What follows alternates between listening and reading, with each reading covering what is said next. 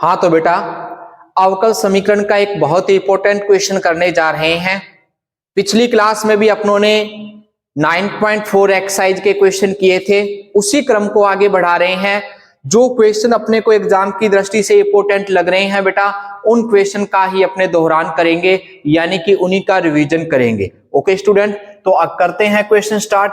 Question दिया है अपने को, किसी बैंक में मूलधन में वृद्धि R% वार्षिक की दर से होती है। किस दर से हो रही है? R% वार्षिक की दर से हो रही है। यदि 100 रुपए 10 वर्षों में 2 गुने हो जाते हैं तो R का मान बताइए। तो बेटा आपने सबसे पहले क्या करेंगे, अपनों ने मूलधन को मान लेना है बेटा। मूलधन मान लेंगे बेटा कि इसका मूलधन है वो क्या है बेटा? P है। मूलधन को क्या लेकर चलेंगे? P लेकर चलेंगे। अब वो क्या कह रहा है, मूलधन में वृद्धि हो रही है, किस दर से हो रही है? R% वार्षिक की दर से हो रही है। तो मूलधन चेंज हो रहा है बेटा समय के सापेक्ष, dp/dt।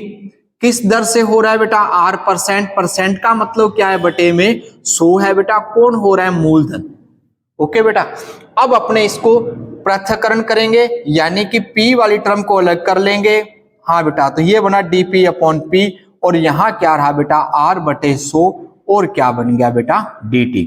इसका t के सापेक्ष समाकलन और इसका p के सापेक्ष समाकलन किया जाएगा, यानी कि बोथ साइड इसका समाकलन कर रहे हैं बेटा। तो ये क्या बनेगा? ये बनेगा बेटा अपने पास log p आ जाएगा बेटा। क्या आएगा? log p। आधार इसका बेस क्या रहेगा बेटा? इसका e रहेगा। और यहां क्या आया बेटा? R/100 आ गया बेटा अपने पास, और इसका क्या बन जाएगा? t।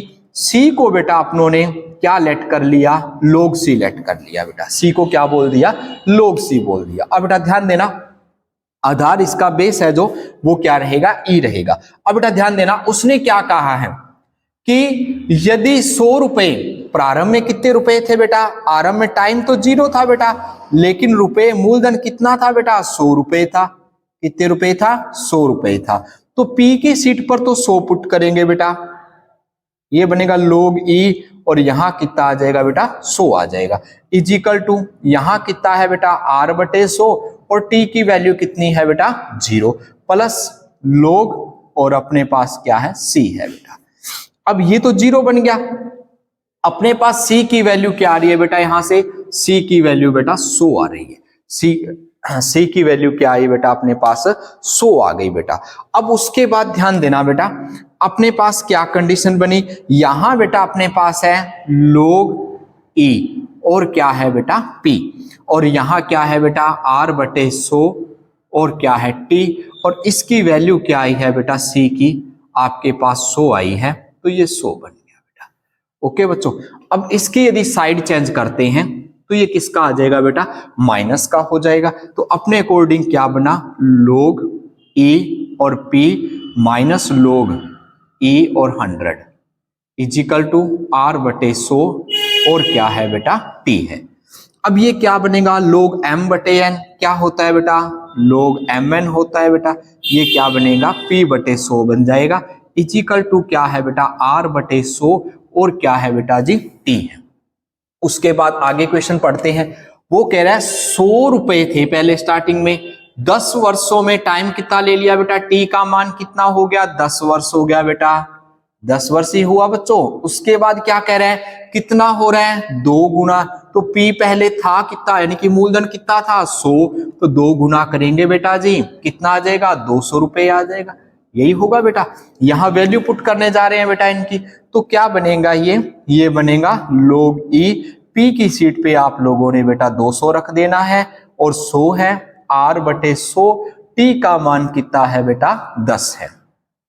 अब इसका रिजल्ट अपने पास कितना आया? 2 आ गया।